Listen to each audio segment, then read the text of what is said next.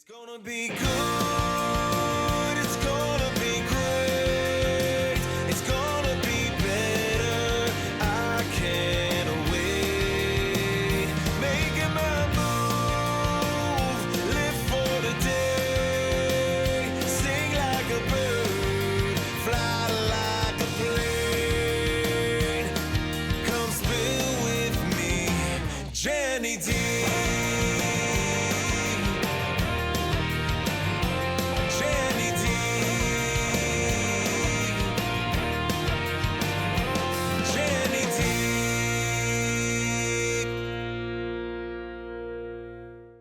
Hello, my beautiful people. Thank you for joining me with another episode of Spill With Me, Jenny D. I am so excited. I am actually at a podcast studio. I am at the studio at Enterprise Marketing Group. Ryan's back there doing all the good stuff that he knows how to do, which I wish I knew how to do. This is part of the Enterprise Banks family of companies. So I'm so excited and so delighted to be here. I just feel like so professional now. Very legit. It's so legit, right? I have my guest here. This is Molly Sweet. Molly Sweet is the development director of the Susan G. Komen Foundation, Breast Cancer Foundation in Western PA. That's correct. And a mouthful. Good job. It is a mouthful, right? And I actually met Molly. This was 2 weeks ago. Yeah, just a few. It was just a few weeks ago. We were at the Rosé all day, which I love Rosé. Wonderful philanthropic event. That's annual. Annual. Tell us a little, because I wasn't sure about, so Rachel Lee Lassick has actually told me to come there. So I'm so glad I came because I met so many amazing people and what they're doing to raising funds, for breast cancer. Will you tell us a little bit about what were they doing there? When I walked in, I was kind of like, wait, what's going on? So it's actually an independent fundraiser that Rachel Lee herself does every year, and then she switches the benefactor depending on what the spirit moves her. Last year, it was us. It was Susan G. Komen. This year, it was the Osterich and Lee Labs, which are wonderful researchers here in Pittsburgh, and they also happen to be Komen scholars. So, of course, I was there to support their labs, which do incredible work here in Pittsburgh. I'm excited because they're here. And what they were saying about, just like our hospitals and the research labs that we have here, right. We are state of the art.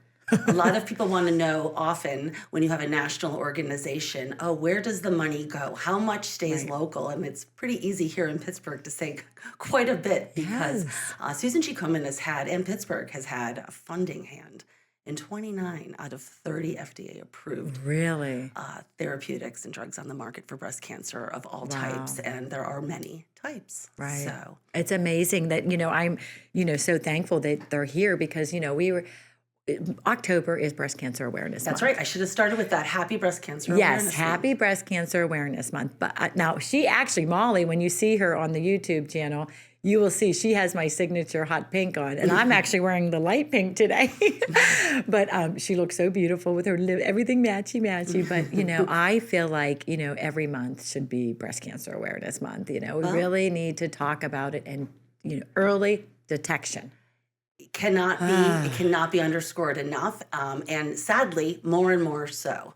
Right. There was a 10-year study that was done by the American Cancer Society, which incidentally does all of the studies for all cancer states. Okay. That's where we get our statistics from. And it was a 10-year study on diagnosis age. And I had to read the findings twice, as that it said more women in the past 10 years have been diagnosed under the age of 50 than over, which is an incredible shift. And I am seeing that in the market. Anecdotally, many women, 2 women that spoke at my walk are both in their 30s. One was metastatic and one is between stage 1 and 3. So knowing you're normal and making sure you know your history and there's a lot to know. So that's what we'll talk about. Right. And that's, and that's the one thing that we were talking about when we were talking on the phone a couple of days ago. We were both saying, you have to be your own advocate sometimes. You may say, I'm too young. I don't need to get a screening. But if you... And your doctor might say that too. Right. And you may feel something's off. Listen to your tummy, as my grandmother would say. Yes. That your intuition is always right. And usually if you feel something's off, my experience has been That's true. It's so true. So I'm so professional. I actually have some questions Okay, here for great. my guest, Molly. Okay, so first of all, what first inspired you to get involved with the Susan G. Komen Foundation? Oh, how did I become involved? Yes, how Well, did you actually, I'm very happy to say they found me. Oh, okay. Post-pandemic, about, oh my goodness, 4.5 years ago now, they were rebuilding. They consolidated from an affiliate model, which means, oh gosh, about 45 years ago, they started Susan G. Komen as an idea in Dallas, Texas, in 1982. I'm Really? not Oh good my at gosh. math. And every office that popped up across the country took direction from corporate, like we were going to encourage the idea of this race or this walk, but they were their own business. And so the continuum of care, could be spotty in certain parts of the country. So when we Right. went under one umbrella, right after the pandemic, and the idea was in the works previously, it really made everything so much better in that all of the services are now nationally based. We consolidated our funding from all of these different offices into one Komen. We got rid of all of the brick and mortar, not even a corporate office. All flows down to mission, which has made it incredible. I mean, it's wild in real time when everybody was cutting funding way back after the pandemic, and we're increasing cash grants Exactly. to patients that need assistance. So I'm very proud of the work that we do. And since I've been in this disease state for over 4 years, I'm astounded at the need for way more awareness. The numbers are getting better, but they are really Right. something that is alarming. 1 out of 8 women will hear the words, "You have breast cancer," Right. in their lifetime. Those numbers are very real. There are 10 women on my Northeast team, and one just had a mastectomy. Oh, So the numbers are real, and the ages are getting younger. right. So It's not to be a scary I alarm, but know. just to But be it's aware. reality, This is Yes. this is what we have to keep talking about. And the more and more, I almost feel like a broken record sometimes. I run into friends. I'm like, "Did you get your mammogram?" And they're looking at me like, "Oh, come on, Jen, it's not a big deal." I'm like, "Yes, it is a big deal. Early detection is so important." It is. And I think, they've, oh, it's not in my family, or it's this or that. Well, that brings me to a little quiz I'm going to give you. Oh no.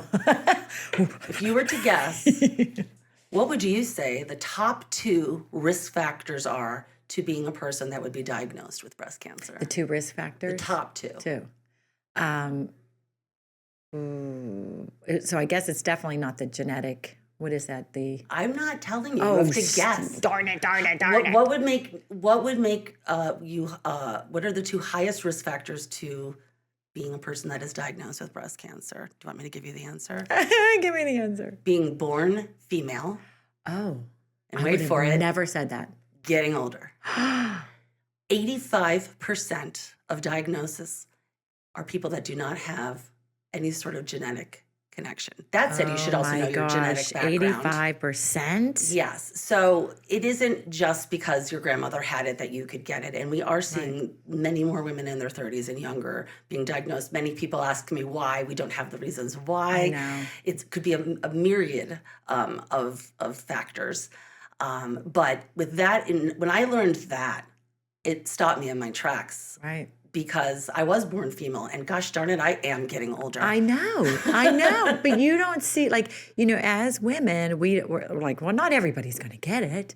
It's something maybe that you feel Right. like as you get older and you get in your 80s, and everybody's going to get some type of cancer, right? That's what you think, or that's what you see Well, I mean, happening. we've made great progress since Right. 1982. We've been able to really lower the mortality rate by over 45%, which is remarkable. But Right. still, every year, over 43,000 people lose their battle with breast cancer. my And to put that gosh. into some sort of local perspective, that is a sold out PNC park.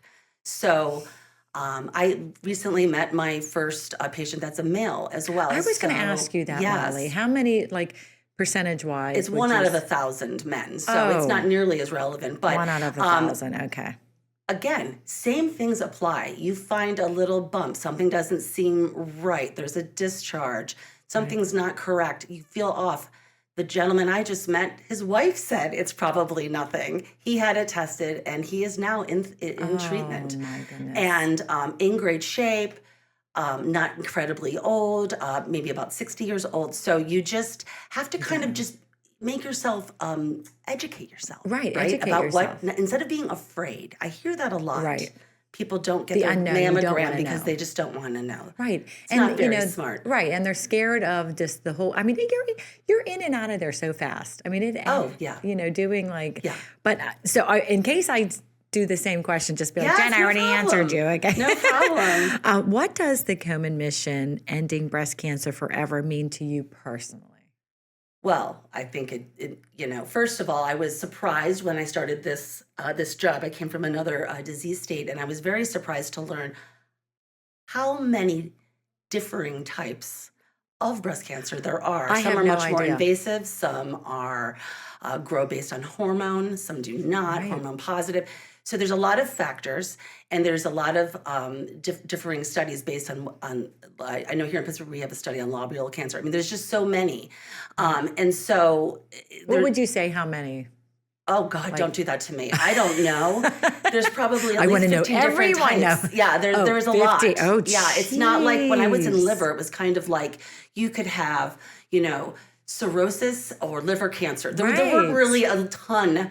Just you the know, there were, word yeah. cancer is just the scariest thing to hear, as Sure. a woman or men. But personally, you feel like this is a mission for you too. Yes, well, I mean, like I said, they found me, and I was thrilled because being in nonprofit, I knew that this had a big reach. This organization's been around for an incredibly long Right. time. And Susan G. Komen, I'm very proud to say, has donated the most to research, $1.1 billion, Oh my the gosh. most next to the US government. Wow. So the work is being done, and I'm so proud to say that we have two people doing that research right here in I Pittsburgh. know. So I'm so excited. we're about probably that. going to be doing some sort of incentive with them again this year of a tour of those Yes. beautiful labs. I definitely want to get them with some on of our my top fundraisers. show. Oh, well, they're wonderful. When I first had And her them speak, accent or they're just great. German? She was German. Dr. Ostrich is German, and Yes. Dr. Lee, I believe, is English. Oh my gosh, don't quote me on that. Yes. But they're just fabulous. And I had an event when I first started, and I needed them to be there to just talk about the work they're doing. And I remember saying, just explain everything in layman's terms. And they yes. said, we speak lay real well. I know. And they really do. I mean, everyone's always riveted when they share what they've yes. been doing for all of these years. They were So, amazing. I was so yeah. excited to meet them. But I mean, so how have you seen the organization evolve since like the early days? Right, I mean, so I know so how long have you been? 4 years, 4.5 years. 4.5 years. So Yeah. have you seen like a lot of progress? or- Huge progress. So Okay. we had just consolidated when I started. So they were almost regrowing, kind of like building the plane while you fly it. And it's fun when you get on the ground level of something that's is going to take off, and you get to help Yes. make those decisions, right? I was on some advisory groups, and the bonds. We are a company that is virtual, so I talk to all over the country every day. I'm on teams with people from all parts of the country, and we do still have the race for the cure. I wanted to touch on that, Yes. because here in Pittsburgh, we were one of the very first races for the cure. And you know how we love our tradition here, Oh, right? yeah. Oh, So yes. over 35 years, I believe, at this point. Really? At Shenley Park, same place. Everybody knows it was always on Mother's Day. Oh yes, And on 3 years Sunday. ago, we had to move it. And that is because CMU changed their academic calendar, and their graduation is on Mother's Day. So we moved it to the Oh. week following, and I was so pleasantly surprised Yes. to find that surveyed very positively. I think a lot of the modern day moms would like to have Mother's Day to themselves. Yes, yeah, because I do remember walking in Shenley Park. My aunt was diagnosed, and we went with her. And it was just seeing all these women and seeing all these vendors there, and people just Yeah. supporting each other. Like I love Oh, it. it's a beautiful day. It's a celebratory family, day. yes. It's an educational day. It's a celebratory day. It's always great when the sun is shining, which knock on wood, it has been for the past couple of years. I know. But the reason that many nonprofits, not just Susan G. Komen, moved to what we call a walk model is Yes. because there's no barrier to entry. It's all inclusive. It's free to register for the More Than Pink Walk, Right. and it's called that because we're More more than than just the pink. color pink. called the More Than Pink Walk. Oh, okay. And I would say across the nation, probably about 85% of the events now are the More Than Pink Walk. And a few where the markets make sense do the Race for the Cure. So in my market, that would be Washington, D.C. and New York City. Okay. And those are timed races that have registration fees, and it's a completely different model. We do a fundraising model. So everyone is welcomed. You can literally register that morning. Oh, really? You can show up with your family and register. I love that. To receive a participation, say that? Right. I know, I can't. Participation t-shirt. We just ask folks to fundraise $100. And then we mail it to them. There isn't even a line to get the shirt. Of course, They make if you it so are a registered convenient. survivor, you receive your survivor shirt For free, yes. at no additional cost, and it is mailed to you as well. But if you fundraise, you get the other shirt too. Yes. And I love it because now we have whole entire generations of families that go because there aren't registration fees, and we're able to make it a real educational event as well as entertaining and fun and interactive. And with it now not being on Mother's Day, we did hear from all of our sponsors that more engagement after the walk, because the walk is just 2 miles around Shenley Park. It's not a very long walk. And if it's a beautiful day, a lot of people like to stay and engage more. I know. And I just, right here, like when you say educating, I feel like you're educating me so much and the listeners and viewers because, Susan G. Komen, like, now I should know this because my sorority, we were Zetas. So Susan G. Komen was that was your our philanthropic. philanthropist. Yes. Yeah. And so when I should know so Susan G. Komen is the one that started this. She was a woman that was diagnosed. Oh, Susie Komen, it was actually started by her sister, Okay. Nancy Brinker. Okay. And there's a book called Promise Me, and it's about the beginning of Susan G. Komen. And essentially, Susie was dying of breast cancer, and she said to her sister, promise me that you start a foundation that will help eradicate this from the earth. And that wasn't that long ago. That was in the 80s. I want to say 1982. Or 4. I'm sorry, Komen. I should know that. And it's hard to get the dates. And then from there, Komen was born, and there are many other, and I always want to say this too, there are so many other breast cancer organizations, and they are all needed. Yes. There are small, more micro ones right here in Pittsburgh, Glimmer of Hope, that does everything localized. Very, very, very important. There are all types, research ones that are just for research. So it's never a competition for me. We all have a lot of work to do, as that we still lose 43,000 people a year. Right. I will say this, it was 44,000 when I started. So. Okay. All right. We're decreasing.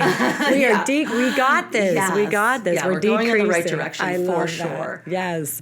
So what moment or story has stayed with you most from the time working breast cancer survivors and families? Like what? Well, you can imagine meeting. What moment or story like that really touched you and just kind of? I think anytime I meet a survivor, everyone's story is unique. Right. I do find it very moving. 2 people that pop into mind right now are the ladies that spoke at our More Than Pink Walk last year. And they're both in their 30s, and they have had a very dramatic experience. And what really resonated with me was that advocacy for oneself. When you know better and no one is listening to you, this is something that we color code and make pink and cute, but women need to... They need each other. No, we need to stand up for ourselves and for our health. Right. And we need to insist on testing when we need it. And we need to listen to our gut. And mostly, women need to not put themselves last on the list. Please, you're preaching to the choir. I know. I finally feel like I'm realizing in my 50s, early 50s, people, okay? I'm finally realizing, like, oh, wait a minute. I need to, like, do all this. Like, January, I started a couple years ago. I said, you know what? It's mommy time. Mommy needs to get to the doctors, go see the dermatologist, get my And it's not a luxury schedule. to do these things. No, It's to check it off the keep box. you around for everyone, so you can keep doing everything else for them, yes. right? And for yourself. For years, like I feel like in my 30s, I was raising, babies, so I really felt like I'd taken them to the pediatrician and just like really putting myself on the back burner, which I don't. That's very common. Regret. We all did that, right? Because I'm like, there's no way. But it's never too late to start. Never too late. to start putting yourself on top of that list. It's like the airplane analogy. Give Yes. yourself the oxygen first so you can take care of others, right? Exactly. Oh, that was a good one, Molly. Yes, Thank I you. love that analogy. I took my glasses off. Now I got to put them back on again. At least they're pink. I know, right? They match your sweater. Many people associate Komen with Race for the Cure. I think we just touched on We this. did just Okay. discuss, Yeah, yes. we just discussed this, but the organization Yeah. does so much more. So we did, Komen Patient Care Center 2025. Oh, right. I think you had So- asked me a question about what some of my Yes. favorite services are, because when Yes. you raise money, it's not just for research, right? Right. We have programs and other things. And my favorite of all of the programs, and there are many, Yes. is what we call the Patient Care Center. It's beyond Is that fantastic. new? Is that something? Well, it's new since we consolidated in that it's now national. It used to be kind of in certain rural areas. So anyway, the Patient Care Center the number is 1-877-GO Komen, Komen. You can call that number and ask them anything. We have Komen trained navigators, we call them. I call them they're almost like social worker oncologist. I And was gonna they say, like are guardian angels. culturally trained. They are bilingual. They can help you find a doctor's appointment, a support group, financial assistance. We don't give Wow, that's women amazing. we don't give women any longer a voucher to go get a mammogram at a place. We say, if you qualify, we're going to give you cash. Stage 1 for 1 through 3, upwards of $500, and stage 4, $750. Just we give the women the cash. What we have found in our surveys is most of these funds are used Okay. for utilities, transportation, Oh, wow. babysitting, elder care. They just need to get to their Yes, appointments. And a lot of yes. folks have That to makes take so time much off sense. of work, Right. right, to go through treatment.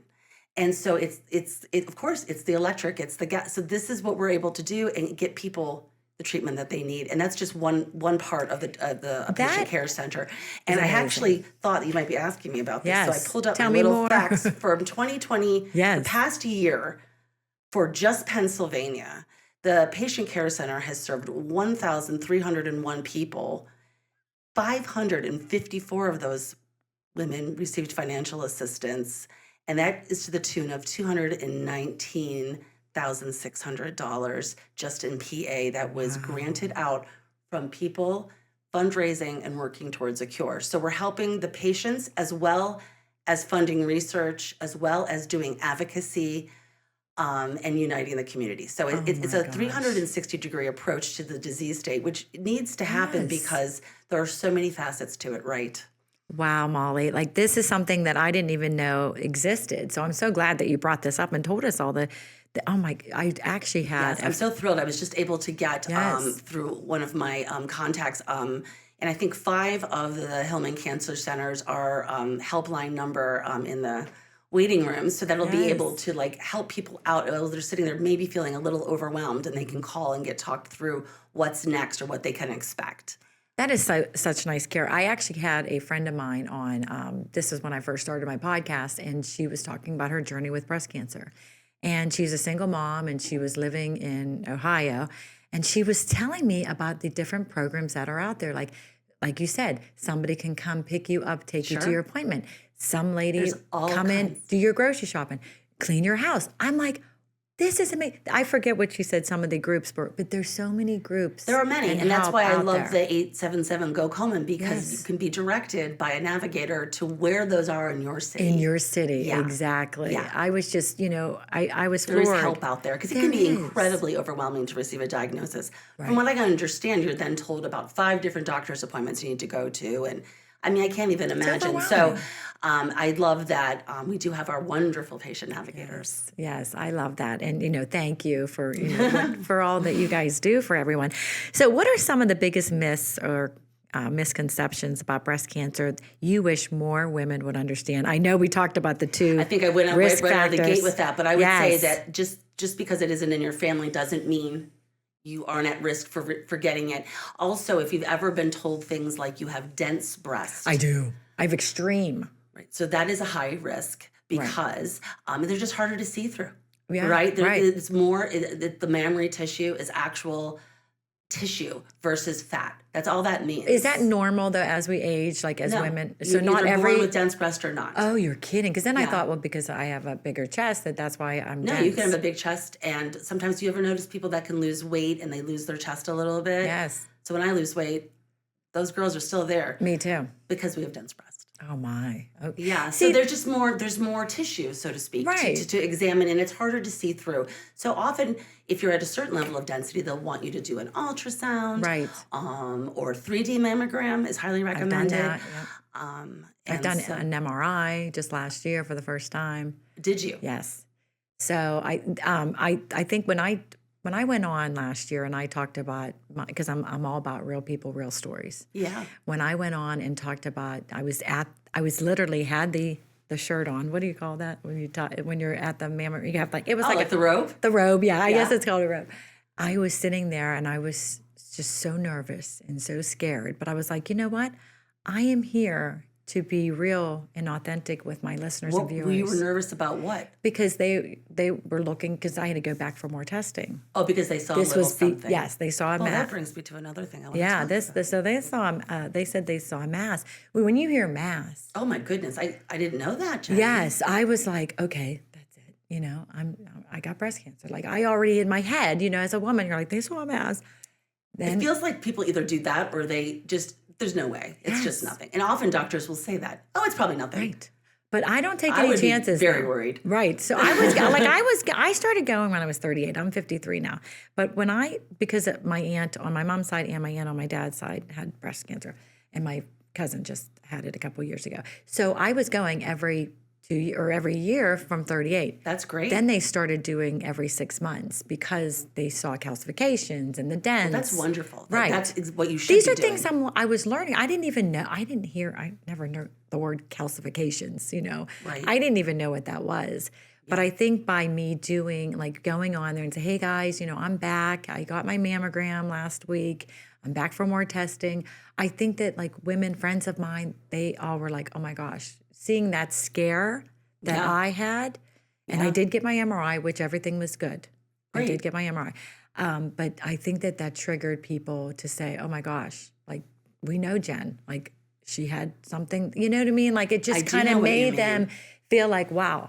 I So do know what you mean. And it's something that, again, this isn't like, oh, you're bad if you don't do it. It's more like do it because you deserve it. And also don't be afraid because, again, early detection, there's so many incredible therapeutics and things that we can do, but it is scary. And we love you. We want- need to talk about it more. Yes. Because it's, every time I get my mammogram, yes, I do. I post it. right. Not the actual And mammogram, aren't you but, nervous? in my Yes. robe and the whole thing because obviously I'm very passionate about what I do. Right. But I call it my annual smashing day. Oh yeah. The smash. When you try to explain it to someone, listen, it's because Just it's make it a pancake. It is. It's making a pancake. They got to smooth it out, but it's literally stand still for 3 seconds. It's not You're done. long. At first I was like, because we're very sensitive, as women, our breasts are sensitive, certain times of the year, hormones, whatever. So sometimes you feel like, oh, a little, but it doesn't hurt at all, It's just a pinch. It's worth it. Not even Yeah. it's just Yeah. something that I feel like now it's because I've been doing it for so many years that it's nothing. And I'm trying to get the word out there to a lot of women that say that they're afraid, the unknown, this is what I said in one of my when I was doing a post, I said, wouldn't you rather know than not know, because Well, it's the responsible thing to do as well Right. for your family and your Yes, loved and ones your because you want to friends. take care of yourself. They need you around. It's they important. do need you. There was something you were going to say when you said, Oh, oh, gosh, that- don't ask me what I was going to say. I don't remember. I was going to talk about the legislation. Oh, because okay. You mentioned. when I was talking about Yeah. So I was going to the talk MRI about and stuff. we were talking about that you had additional supplemental testing. Yes. And this is what I get very Yes. passionate about this. And we currently in Pennsylvania, and that's why it's very important that we discuss this. We have current legislation that we very desperately need to pass. It has been introduced a few times and not made it. It has been reintroduced by State Representative Gina Ward. Kim Ward. And the bill was reintroduced, and now I'm happy to say it has made it to the Pennsylvania Senate, Oh, and it's Senate Bill 88. And here's what it means. I know. Tell me. Okay, so right now, in Pennsylvania and across the whole country, mammograms are covered by insurance. Your first mammogram at a certain age is covered. Let's say, like what happened to you, you get that mammogram and they see a little something. Mm-hmm. And you have to have, like you said, an MRI or an ultrasound or just a supplemental test. Currently in Pennsylvania, whether you have insurance or not, that is not covered. That is out of pocket. So right out of the gate, those tests start at about $1,000 and go up to $5,000. You know, you probably paid Especially out the of pocket. MRI. Yeah. Correct. So the supplemental bill, you cannot be diagnosed with breast cancer without 2 tests. So right now, we only cover the initial mammogram in Pennsylvania. So most women, as we just covered, put themselves last on the list, and most certainly are going to have a couple extra $1,000 laying around Right. for something that might be nothing. And so they're being diagnosed later, and we're having a higher mortality rate. Right. I started talking about this 2 years ago, and at that time, only 17 states had passed it. Now we're at, yesterday I checked, 31. Oh my We gosh. haven't done it. We need to do it. We're not one of them. Okay, so we're not? No, that's what I'm saying. This is the legislation for us to Oh, have so there's supplemental 31 imaging states that have passed this. that and we have passes, not. and we have not. We need to. Senate Bill 88. What can people do? That's going to be your what next can we question. do? Call your state senators. Reach out to them and tell them that you want Senate Bill 88 to be passed into legislation for Pennsylvania. Oh my gosh, I'm so glad you talked about this. I didn't even know because this is so important. I know. I was on a show last year and I had to get all learned up from the advocacy team. I was like, okay, let's start with. So Governor Shapiro, I learned this. Here's what I Yes. learned, everybody. I know. I'm like, tell me. They said, well, Act 1. I'm like, what does that mean? It was Governor Shapiro's first act in office was passing the breast cancer legislation. Great. Yay. We need this next part for it to really be a benefit to live in Right. Pennsylvania and be able to get this testing done through our insurance. Doesn't mean there won't be copays and things like that, but right now it's not covered at all. Right. And that's And the that is hardest very, thing. very, very restrictive for a lot of people. And it's frustrating. alarming because we know if we catch this early, we're Right. saving lives, and they're also costing all of these insurance I mean, companies a lot less. Yeah, so if you think about it, okay, so say when I went and they said, oh, you need extra testing, you need an MRI, and I'm like, you know what, I can't afford an MRI. That's what happened. So then I don't get the MRI, Correct. and I go back for that next mammogram a year later, and they're like, why didn't you get the MRI? Well, I couldn't afford the MRI, and then Very easily in a year that could be metastasized I if know. it was cancer. So metastasized means move to other organs. Most breast cancer in the old days when we didn't have breast cancer, Right. remarkably. right, What did people die of? Well, they died of where it metastasized to. They would say the brain, the bone, the liver. These are the most It would common spread. places it goes to. That's Yes. what metastasized means. It's Right. spreading. So when you catch it early and you localize it, like any cancer, and it doesn't always mean a mastectomy. It means many things, like I Right. said. So it's just really important to know your normal, and that means just know your body. right, If something feels a little weird, yeah. that's when you have to speak up. I never thought, when we do breast exams, I Mm-hmm. remember like being in college and when we were talking about these, you come in like, okay, well, you just lift your arm up and because Right. especially like under your arm, like Mm-hmm. a lot of women don't think about that could just go right up there. What is that? Your lymph node? lymph nodes, yeah. Yes. Mm-hmm. So sometimes you're not really checking that because I'm always going on the top, but Right. I mean, I wish like maybe we should do it right now. Do an exam right. This is PG. Well, but- they do have those cards that you can put in your Yes. shower and such, but I think I get a little, honestly, worried about that because I think, oh boy, here I go with an opinion. But That's I okay, think we that all it's have very an opinion. dismissive of women to say, we can just test it ourselves and it'll be just totally fine. There are many things that we can't feel but with Right. our fingers. And often when you find it, it's pretty progressed at that point. So I think it's important to underline that we're worth the testing. We are worth the testing. Thank you so much. So Senate 88. I hope Senate Bill 88. everybody heard that. Senate 88. Call your local senator, and I mean, just like this is so important. It is. So okay, so let me Get my glasses back on. Okay, so I think we kind of basically touched on, how early should women begin thinking about breast cancer and what steps should they take at each decade of life. Because I feel like, we were just talking about. I think we should start earlier. I think it should be Yes. a conversation that families have. I think moms, who are the primary caretaker of most children, should talk about it with their girls. So the doctors aren't taught, like, if you think, you're going to your primary care, you go to your gynecologist. Like, who is the person that should be saying, hey, Molly, you're about 35. Oh, I mean, in the perfect world, it would be your primary care doctor and your OBGYN. However, Right. as in anything in life, it's very important to be your own advocate and to arm yourself with knowledge. A lot of people just think, oh, that's not in my family. And like we've already covered, that does not rule you out for having an issue. And Right. you'll really kick yourself later when you realize that maybe something could have been done. Exactly. That's not to say, I mean, that it's anyone's fault or anything like that, Right. but we need to really put ourselves top on the list. So what age would you think? Well, it's recommended 40. So 40 is still the recommended age. That's still the recommended Okay. age. It can be changed by your doctor based on Okay. certain factors. Every woman should talk about all of these things with their doctor every year. Anything that they have any concerns about, they should not be shy. I think a lot of times women feel like they need to be polite. We have the disease to please. Right. We don't want to be rude. We don't want to keep the doctor too long. We don't want to do. No. Yes. Ask the question. If you're feeling a dimpling on your breast and it feels weird or there's something off, tell them, especially if they're just doing a routine exam, they're not going to be going in depth. Right. So they might order something. And that's why I'm, again, so passionate about the legislation, because it's important that women can get this testing done. When you were saying that, I remember being in my 40s. I was probably going through perimenopause, didn't even know it.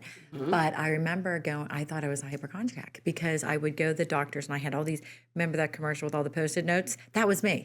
Because I'm like, oh, I think I have this. I think I have that. I have, frozen shoulder. I have restless leg. Yeah, so I was like embarrassed. But I'm like, I would come in with my notes and I'd say, okay, so I have this. She probably, you need anxiety medicine. Okay, well, so now you're touching on what I'm really trying to say. Yes. Which is, shh. Yeah. Just be a good girl. Uh-huh. Don't worry about it. Right. There's a lot of that. It's systemic, okay? It's built into our society. It made me feel isn't like I was men going versus crazy, women. Right, well, it's almost like a gaslighting, right? So, Exactly. just listen to your tummy, as my grandmother would say. If you feel like something's off, what my dear friend Maria Costa, who was one of our speakers at the walk, she's in her mid-30s, and she just knew something was wrong. And they were like, did you have caffeine today? You're just dismissive. And she's still very emotional when she talks about it. Right.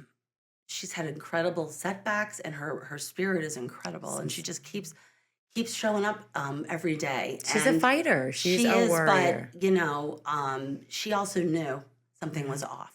Right. And So be your that's own why I advocate. was bring her up, because she just knew, and but not everybody has that I'm in so their glad she personality. spoke up, though. Yeah, I'm but so a lot glad. of women, most women would not, I think, especially in the older generation. So it's just really important to just know being- you're normal, like know being what in your your body normally 30s. feels like. And if something doesn't feel right, Right.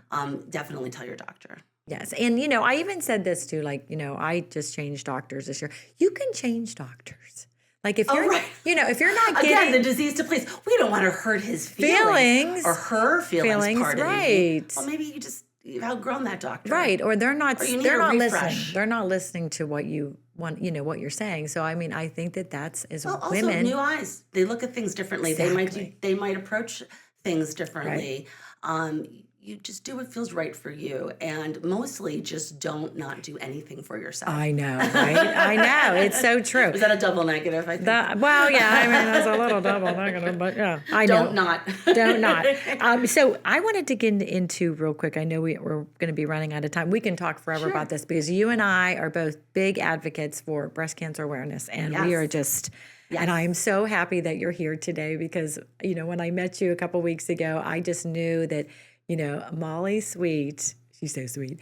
She is. She has that smile, that personality that you want to get to know her, and finding that she's like taking the charge here for our Western PA. Like Yeah. I am just like Yes, so thrilled that I know you. Oh, well, thank you. I love what I do. I feel that it's so important, and I love spreading awareness. And I would be remiss if we're running out of time to not mention. Yeah, because I was going to say, talk about the just book. opened the website. Oh, yes, for the the website.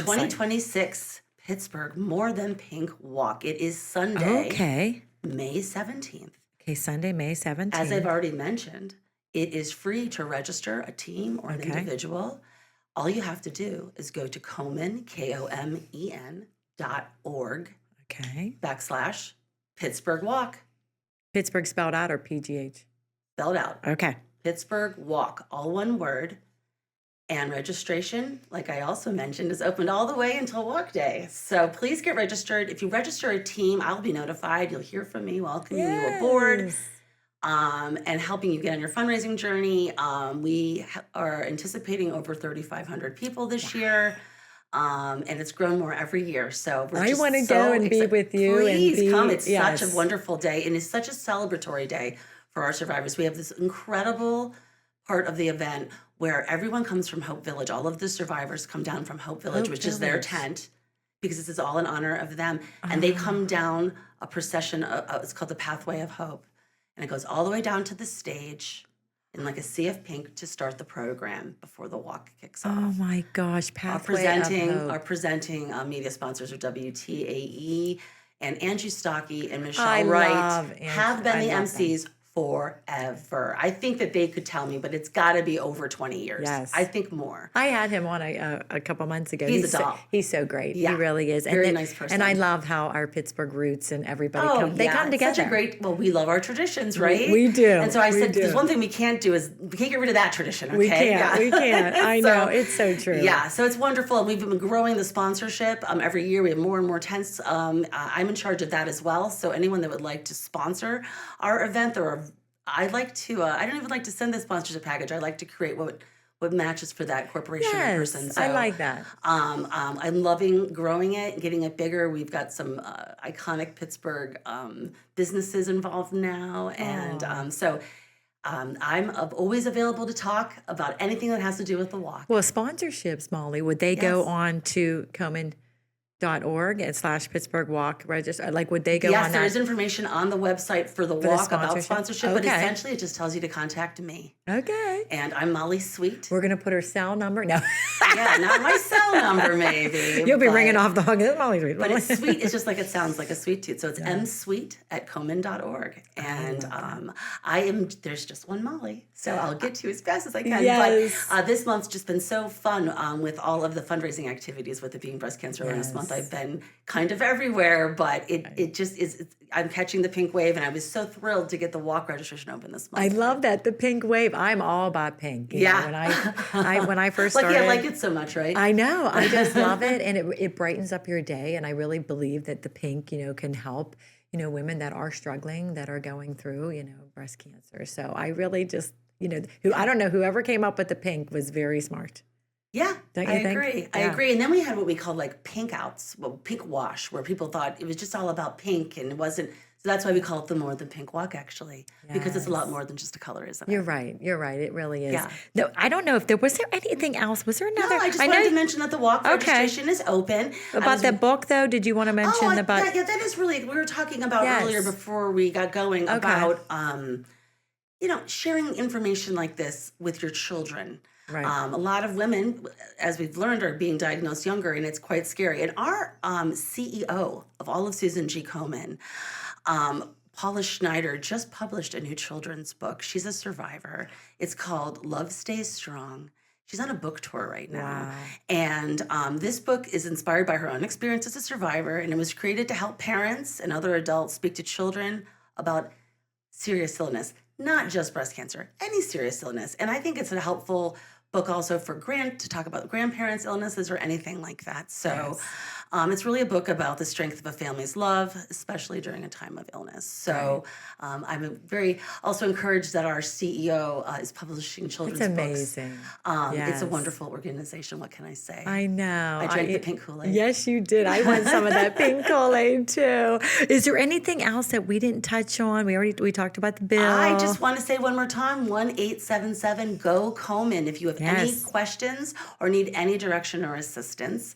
And I just cannot thank you enough for including me as one of your guests. And I'm so happy we met. I know. I'll tell you what, Molly, like I could have you on every day to talk about this because, the more we talk about it and we try to advocate for, some, like you said, some women that don't, maybe can't afford it or maybe just don't. Or haven't even thought about it. time. It isn't even Yeah. something that has been on the radar to the level it is now. And it's really something that Yes. wasn't discussed openly. It was very hush-hush, things like that. When I do presentations at corporations that have men and women in the room, I just ask who's ever been affected by breast cancer. And when every single hand goes up, all of the ice is broken. Yes.